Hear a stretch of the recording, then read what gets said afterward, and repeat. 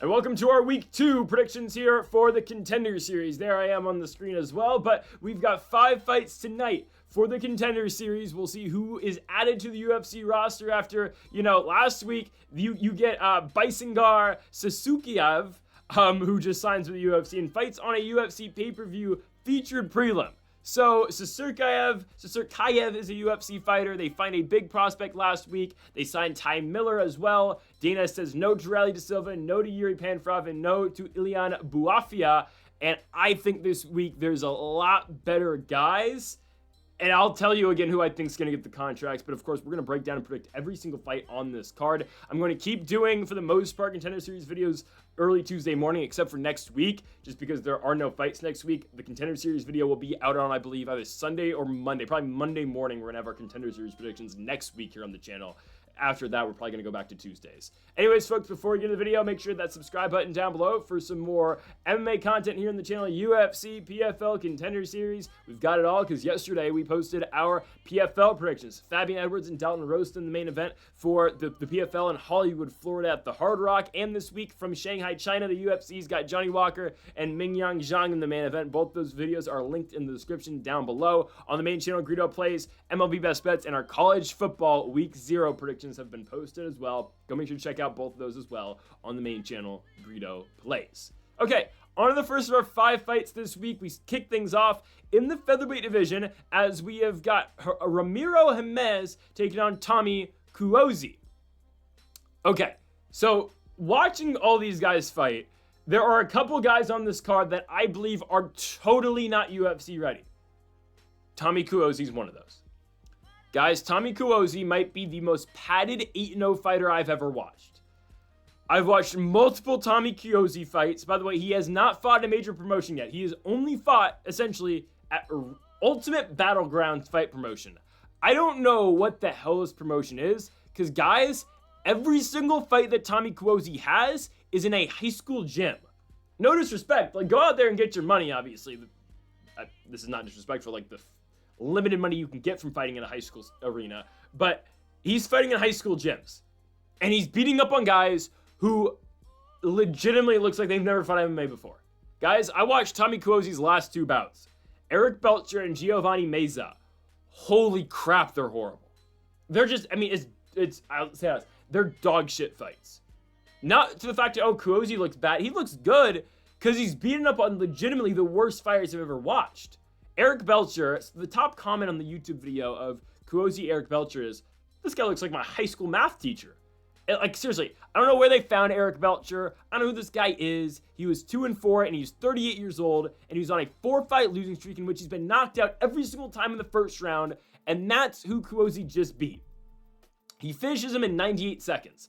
And his last fight, Cuozzi, is even worse. Against an 8-4 Giovanni Meza, who is now 8-8, by the way. It's a guy who started his pro career 7-1. He's now 8-8. Giovanni Meza.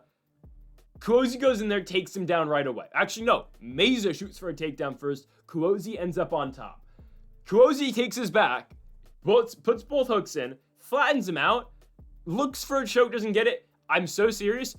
2 punches, Meza taps out due to strikes. He took 0 damage. He just accepted defeat, and he loses. I mean, legitimately, it's like they paid him off to lose. I don't understand. Like, Meza taps, Cuozzi gets up, they, handshake, done deal. Cuozzi wins in 56 seconds. I don't understand. It's the biggest can crusher, legitimately, I've seen in a while. Victories over an 8-4 Giovanni Meza, who's horrible at 8-4. I don't know how he got to the 8-4 record. 2-4 Eric Belcher. 5-1 Theo Relang, who had no grappling and also fought in the Contender against Stephen Nguyen, but okay. Paul Teague, 1-8 fighter, an 0-4 fighter, 1-4, 0-0. Tommy Cuozzi hasn't beaten anybody. How did he get on the Contender Series? I don't get it. I legitimately don't know. He's fighting Ramiro Jimenez. Jimenez is good. I don't know if he's really UFC ready yet. He's 10-0. Hasn't fought the best guys in Combate, but you can tell watching Ramiro Ramirez, like Jimenez, this is a real fighter. And this is a guy who's got good striking, who's going to go out there, throw kicks at you, present you with a lot of different angles. Just legitimately just a so much better fighter than Tommy Cuozzi. Like, don't get me wrong. Ramiro Jimenez is winning the fight in the first round. He's winning by first round knockout. It's not going to look close. I don't know if Jimenez is ready for the UFC. If he wins in the first round, he's getting the contract. And I'll say that about a lot of guys on this card because I expect a lot of finishes on this card. Now, we'll talk about the most complete fighter and the fighter I'm the highest on later on in the night. But Ramiro Jimenez is going to go right through Tommy Cuozzi. Cuozzi has not fought a good fighter yet. He has not had to fight a stand-up fight with the guy like Jimenez who's going to present different angles at you. He's going to throw kicks. He's going to attack the body. Just an all-around good fighter who's the reigning defending Combate champion. The one thing, or tournament champion, he hasn't fought in a year and a half, which really concerns me. But guys, I'm telling you, this Tommy Cuozzi guy is not good. He's not. Again, here's the problem though. He looks good in these fights, but he's beaten the absolute worst guys you've ever seen, and now, oh, you get thrown there with an actual undefeated guy from Combate, you're going to lose, and you're going to get knocked out. So I'm going to go Ramiro Jimenez by first round knockout here. Again, is he really ready for the UFC? I don't know. I don't know if he is. But if he gets a first round knockout, which he likely will, they're not going to say no to the guy. They're going to give him a contract. I mean, you kind of have to if he gets an impressive first round knockout. Again, is he ready for the UFC? I don't think so, but he'll probably get the contract anyway. I'm going Ramiro Jimenez to win the fight by first round knockout over Tommy Cuozzi. If Cuozzi wins, I guess I'm just never going to do tape study ever again. Because I just won't understand if he wins. Like, this is out of every single fighter on this card, I'm so serious. Tommy Cuozzi stuck out like a sore thumb. Like, who the hell is this? And why are these the type of guys he's fighting? I'm so serious. Give me Jimenez first round knockout. Our second fight comes in the heavyweight division. Former San Francisco 49ers and Arizona Cardinals fullback / tight end Josh Hokit takes on Guilherme Uriel. Hokit has fought in Bellator before. Got signed immediately to Bellator after after getting released, I believe, by the Arizona Cardinals. Hokit goes to Bellator, wins 2 consecutive fights. This is a guy who went to Fresno State, played at Fresno State, and also, I don't know if he wrestled at Fresno State. I know he wrestled in high school. But he has a wrestling background. I can't imagine he wrestled and played football. That's just not a combination you usually see. He returned to wrestling after his senior season. Interesting. Okay. So yeah, he was a walk-on at Fresno State, played well enough over there. Ended up being an undrafted free agent that the 49ers signed. I don't know if he ever played in a regular season game. I know he played in the preseason. Anyways, though, this guy who went back to wrestle apparently after his senior year. No, sorry, after his sophomore year of college. So I think he did wrestle through, I believe he wrestled through college. I believe so. Anyways, this guy went to Clovis High School in that Fresno area. Not same school Colby Covington went to, but same city that Colby Covington grew up in. Josh Hokit can wrestle. That's what I'm trying to get to here. He's a strong physical dude who used to be a professional football player, and he can wrestle you, and that's what he's going to try to do. He's 5-0 professionally, 2 wins in Bellator, 3 wins in LFA. The Eric Lunsford victory in his last fight at LFA 208 is just such a beatdown. He takes Lunsford down immediately, gets him, immediately flattens him out, gets him in the crucifix, and it ends the fight in 2 minutes. It's one-way traffic. Hokit is dominant in positions on the ground, just because he is so much stronger than a lot of these guys. And here's the thing, guys. Okay, I'll just say it now. Hokit's UFC ready. He is. He's UFC ready right now. Because UFC heavyweights don't know how to grapple. They don't. And they don't know how to wrestle. If you can just wrestle at all, you will win. And I look at Guilherme Uriel. Okay, what I've seen out of Guilherme Uriel, he's got some grappling. I would not rely on it. He has a heel hook victory. That's not something he's going to go to the well too many times. He defends takedowns with guillotine chokes. If Hokit just has any awareness of spatial recognition, he's going to be able to avoid the guillotine choke. He should be able to fight his way out of the guillotine. Again, all Uriel is doing with the guillotine choke is defending takedowns with it. Hokit should be fine in that spot. Okay. Uriel throws a lot of spinning stuff, okay? He'll throw spinning stuff and he'll throw leg kicks. That's his main thing that he does. I watched his fight against Lucas Camacho in November of 2023. It's a stand-up fight, and it's not a bad fight. He gets knocked out at the end of that first round, though. He gets slumped at the end of the first round. He leaves himself wide open to get hit, and that's the thing. Uriel's going to throw, he's going to get hit at the same time. Now, if he gets a pure striking fight with Josh Hokit, he's going to win. But guys, he's not going to get a pure striking fight with Josh Hokit. Hokit will take him down right away. It's the pathway of least resistance, and it's by far the easiest way Hokit's going to win the fight. This is a guy who is training out of Jackson Wink. He is at a major gym, obviously. And there is a very easy pathway for him to win this fight. It's first round TKO via ground strikes or ground and pound against Guilherme Uriel. I don't even think Uriel is that great of a striker. He won his last fight against Thiago Silva in February of this year by first round TKO. That's great. Thiago Silva's got an 8-1-1 record, an 8-2-1 record now. He has never beaten a good fighter. So take that win with a grain of salt, okay? Yeah, he knocks him out in 90 seconds. I will give Uriel this. He has power. He's going to chop your legs out. He gets hit way too much. And his grappling, I still think, leaves a lot to be desired. Again, guys, I believe Hokit's actually going to go fairly far in the UFC. And yes, that's top 15 far. Give him a couple years, though. Like, in 2028, I believe Josh Hokit's going to be in the top 15. Just because these guys can't wrestle. Look at some of the guys in the UFC's top 15 of the division. I mean, some of these guys, they have no awareness of how to wrestle. And even the guys like on the way up, like, you give... This is a weird fight. You give Josh Hokit Marcus Buchecha, he beats Buchecha. Even though, Buchecha, great grappling, great jiu-jitsu, Hokit would lay on top of him for 15 minutes because I don't think Buchecha would be able to create separation to find a submission. That's a weird fight that I just threw out there for Hokit. I don't know, what's a better one that I could give him? I'll get back to you on that. I'm trying to think of a heavyweight that would make a lot of sense for Hokit that's, like, good, but I want to say Taliesin Teixeira, but I won't do that. I don't know if Hokit could beat Taliesin Teixeira right now. That I am pumping him up a little bit too much right now. Who's a top, like, 15, 20 heavyweight that he could beat right now? He'd beat Tai Tuivasa. I mean, that's an obvious one. He'd beat Tai Tuivasa. I'd argue he'd beat Nzechukwu right now. He'd beat Tafa. I don't know if he could beat Taliesin Teixeira. He would not beat Ryan Spann. Probably wouldn't beat Mo Usman just yet. He'd beat Junior Tafa. He'd beat Austin Lane. He'd beat Brzeski. Right? There are guys he'd beat. Just like, again, just trust me on this one. There are guys in the heavyweight division Josh Hokit would beat. And this is the first step to that. He'll take Uriel down. He'll get him in a good position, and he will TKO him with ground strikes. Trust me, this is an easy pick here. Josh Hokit, first round TKO. Again, I will rank my likeliness of UFC signings at the very end of the video. On to our next one in the bantamweight division. Lightning Lewis Lee Scott takes on Kashuk Saikumar, the pride of Chennai, India. Okay, I don't want to be harsh, guys. Kashuk Saikumar is not a good fighter. Nope, he's not. The only reason, okay, I don't want to. This is gonna be a take, but hear me out, guys. The only reason he's here is because he's Indian.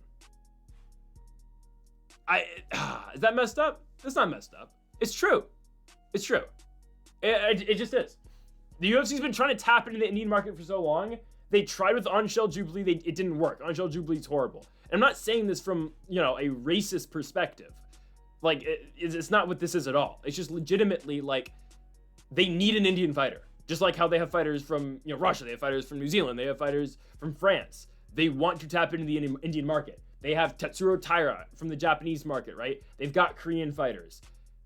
They have nothing from India. So they are trying to get Indian fighters. Now, Saikumar trains in Virginia with Ryan Hall. I'll get to that in a second. I'm telling you guys, though, if you watch Saikumar fight, he's not good. He's not good at all.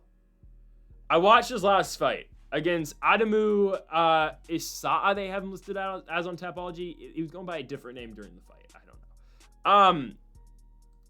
Saikumar is getting beat for 12 minutes. Okay? 12 minutes. He's getting beat. Him and Adamu, they tie up in the clinch, and like a minute before this happens, CM Punk, who's on commentary at CFFC, says, Saikumar just can't figure out this puzzle. Saikumar clinches up, gets him in that kind of Muay Thai plum, and it knocks him out with a knee right up the middle.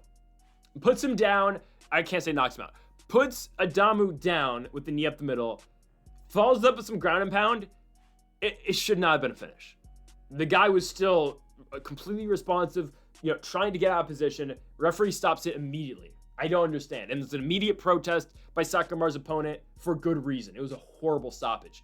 Again, Saikumar's losing every single minute of the fight until the knockout. He is.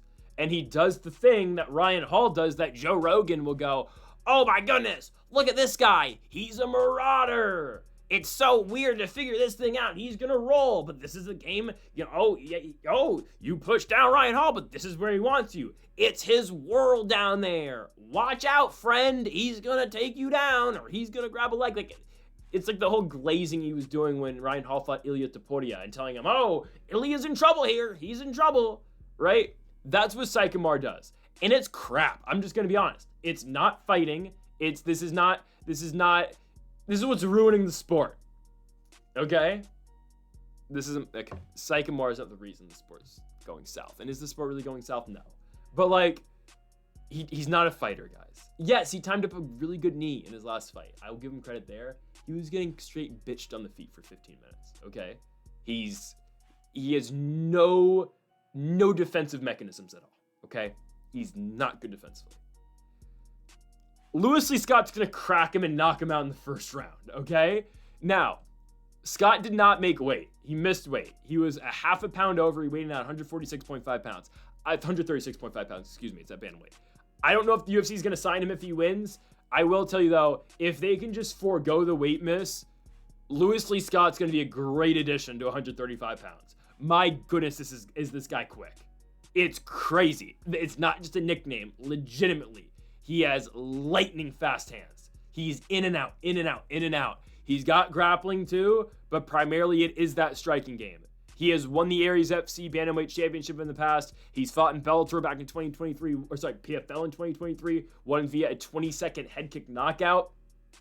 This guy's nasty. Trust me. Lewis Lee Scott's really good. He's got good top control too. He does. Lewis Lee Scott's really good. So if they can just forego the weight miss, like remember when Jake Hadley got a contract and Dana, the UFC brass, and I believe it was Sean Shelby and Hunter Campbell hated Lewis Lee Scott, but Dana just made the executive decision to take him anyways.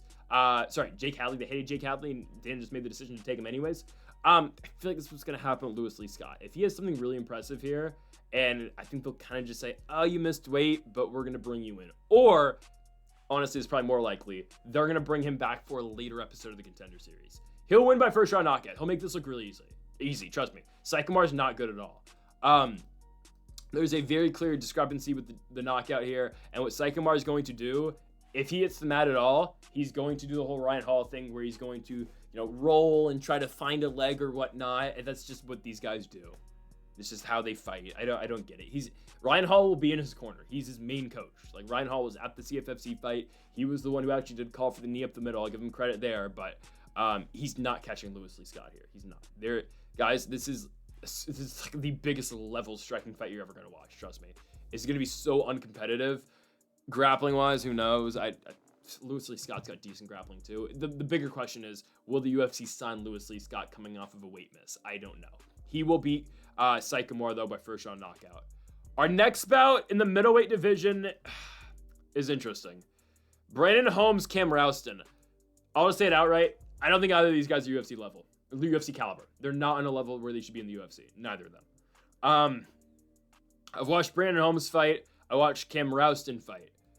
I'll give away the pick right now. I think that Brandon Holmes is going to win.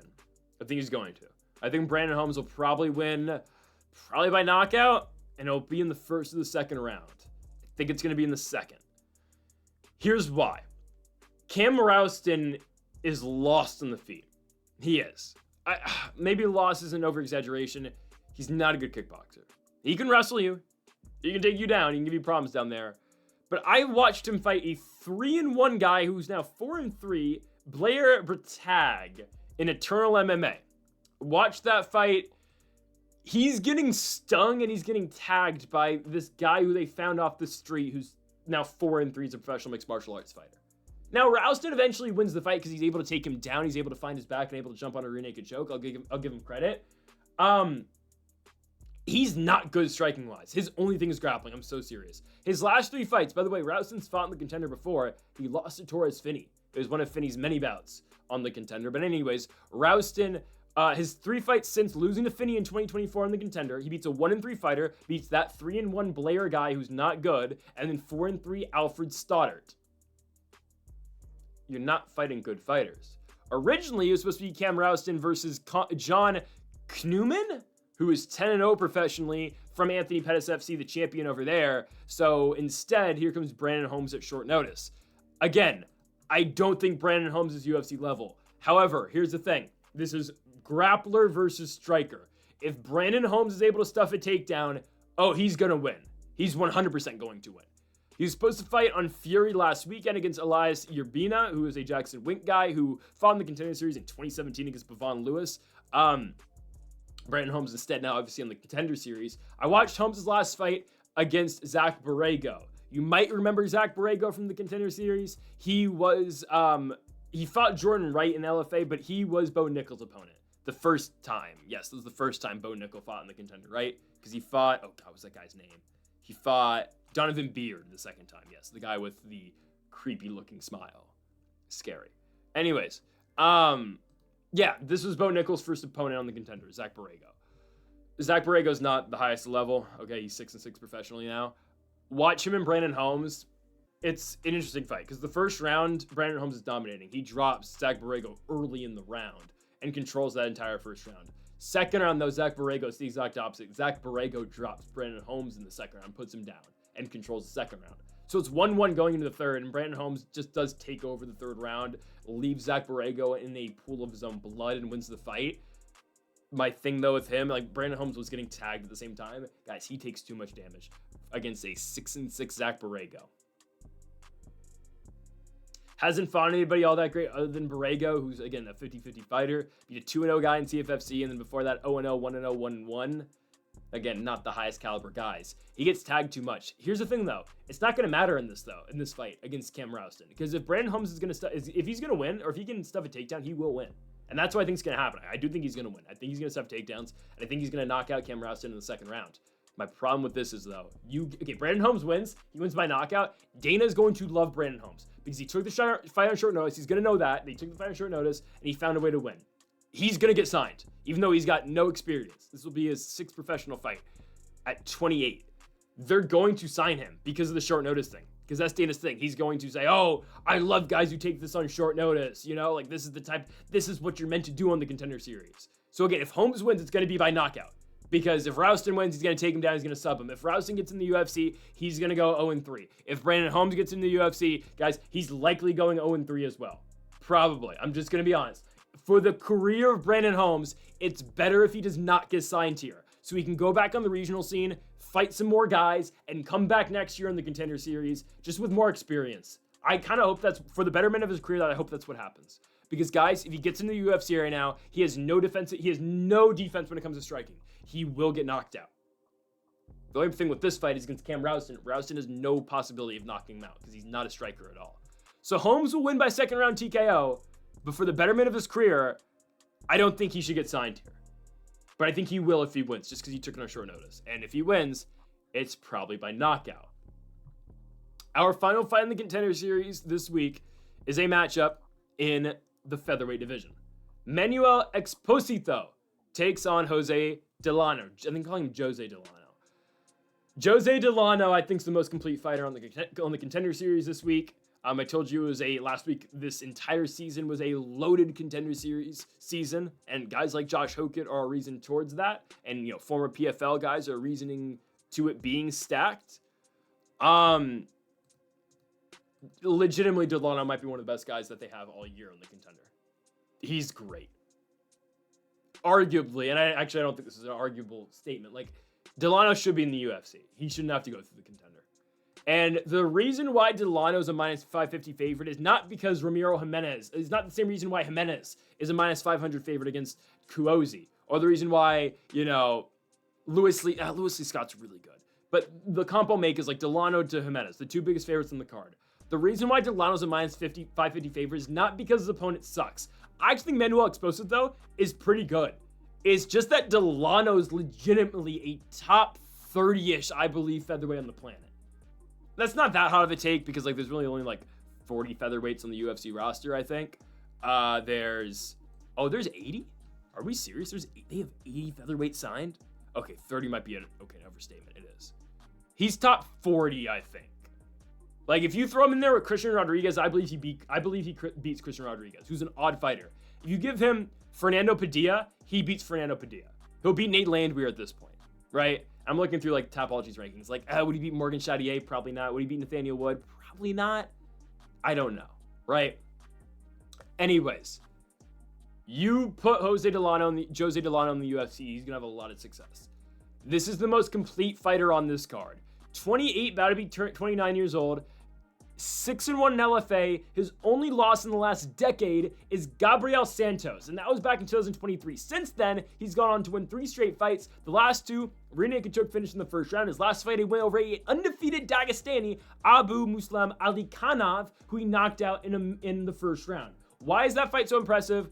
It's a Dagestani. It's not a great Dagestani. He was undefeated, but he's like 36. The reason why I'm impressed with it, though, is that Alanikov, I think that's how they're saying his name, he shoots 3 or 4 times on Delano in the span of 3 minutes. And Delano stuffs every single one and keeps the fight on the feet and knocks him out, drops him twice, knocks him out in the second time, puts him down and puts him out.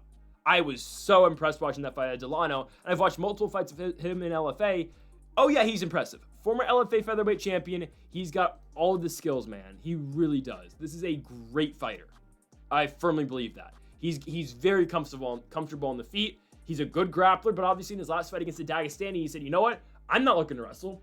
I got jiu-jitsu, but I don't want to be down there. He stuffs every single one. So he dictates where the fight is. And he's going to be taking on Manuel Exposito, who's from Argentina, who's 25 years old, who has a bright future, who's going to look to grapple him. If you're stuffing takedowns from a Dagestani wrestler, you're going to stuff takedowns from Manuel Exposito. Now, I've watched Exposito fight. I watched what he's done in his last couple bouts. Again, it is a constant pressure with the takedown. I was thinking of like comps to make for Manuel Exposito. Odd comp, Cody Stamann. When Stamann was like hell bent on trying to get takedowns, like pre-Merab Dvalishvili fight, Cody Stamann. That's the odd enough comp I can make out of Exposito. Like, he'll wrestle you. He's going to throw big shots. Really only looking to knock you out in the feet. Not going to be able to sustain that for 15 minutes. His best pathway to victory is going to be through takedowns. Like, that's the best comp I can give you for Exposito. Again, I don't think he's that bad. He's just a very aggressive wrestler who's trying to put you on your back. He's trying to hop on your back, too. Delano's just too good, man. He just is. Delano, I'm telling you, guys, I'm not trying to, like, hype him up too much. I'm telling you, this guy's going to be very good. He's going to be very good in the UFC. And I believe he's going to win this fight by first-round knockout. I think so. I don't know, actually. I think Exposito might be able to stay in this one for a little bit longer. I could see a decision, and I could just see a pure whooping for a decision. No, I'm going to go Delano, second-round TKO. I think we're going to see 5 finishes on this card. I know that's hard to come by, but I'm telling you guys, it's not the case in this fight, because I do believe Exposito is good. The guys on this episode of the Contender Series are not good. Some of these opponents. So again, I'm going Delano, second-round TKO. I think he'll break Exposito in there. Again, this guy's got good power, crisp hands, very comfortable on the feet. I'm really impressed with this guy. I think he's got a really bright future in the UFC. 15-3 is the record. 2 of his losses have come in 2014 and 2015. The other loss was to Gabriel Santos in 2023, January of 2023. I'm okay with that. Okay, so as we conclude here, let's rank the winners and likeliness of getting a contract. And this isn't how I would do it. This is how Dana White's going to do it. Okay. Number 1, I believe, is Jose Delano. And I think the UFC knows about him. He's the guy who should be in the UFC as it is. Dana will be impressed. Number 2, I believe, is going to be Josh Hokit. I believe Dana's going to jump all over a heavyweight who's a former UFC fighter, former NFL player. We saw that with Greg Hardy. Josh Hokit, does not have criminal charges on him. So what's not to like? Maybe he's got criminal charges. I don't think he does. I hope he doesn't. Yeah. Josh Hokit's going to be good. And he's going to be able to beat a lot of these crappy heavyweights who can't wrestle. So he's number 2. I believe Delano and Hokit are they're shoo-ins to be in the UFC as long as they can win, which they should. Number 3, hear me out, it's going to be Brandon Holmes. Not because I think Brandon Holmes should be in the UFC. I think out of the 5 winners, he shouldn't be in the UFC at all. I'm telling you, though, Dana loves a guy who takes a fight on short notice. Look how much he loved Michael Gilmore for stepping in on The Ultimate Fighter way back when. And Gilmore was a dog crap fighter. And they gave him a fight in the UFC, 2 fights in the UFC, just because he took a fight on short notice. And Dana was calling him kid, and he was like 35 years old. I'm telling you, they're going to like Brandon Holmes for taking the fight on short notice, and if he wins, he's going to look really impressive, because Cam Rowston sucks striking-wise. So number 3 is going to be Brandon Holmes. Number 4 is, I believe it's going to be Ramiro Jimenez. Ooh, I don't know. It's tight. I'm going to go Ramiro Jimenez at 4. Just because, again, he's going to win by an impressive knockout.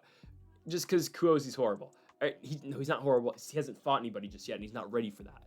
5 is Lewis Lee Scott, who is probably the second best talent on this card. I think so. Hokit's good. It's just Hokit's good comparable to the rest of his weight class. That's kind of what I'm going for there. Lewis Lee Scott should be in the UFC, and he'll look really good against Saikumar. The problem is he missed weight. My belief on Lewis Lee Scott is that they're going to give him another shot. This is going to be Dana's speech. I'm so serious. Lewis, all right. Really impressive. That was, quick knockout. You missed weight, though. So what we're going to do with you, we're going to bring you back. I would like, we're going to in touch with your people. We're going to get you back in like 6 weeks. You can get back into camp. And if you can make weight next time and win on the Contender Series, we'll bring you into the UFC, kid. All right? Just make weight next time. I'm so serious. That's going to be his talk to Lewis Lee Scott. He'll be impressive. They're going to offer him another shot later on the Contender, and then he'll get his UFC contract. Ultimately, I believe Dana's going to sign Delano, Hokit, and Holmes. I think they're going to pass on Jimenez. I think. No, if he wins the way he's going to, he's probably going to get the contract. I think this is a 4-contract night. I think it is. Delano's a sure thing. Hokit, if he wins, will get in. Brandon Holmes should not be in the UFC. He's too young, but I'm telling you, Dana's going to love the story, so he's going to get in. Jimenez, I think he'll get in. He's just fighting a very low-level guy, I think.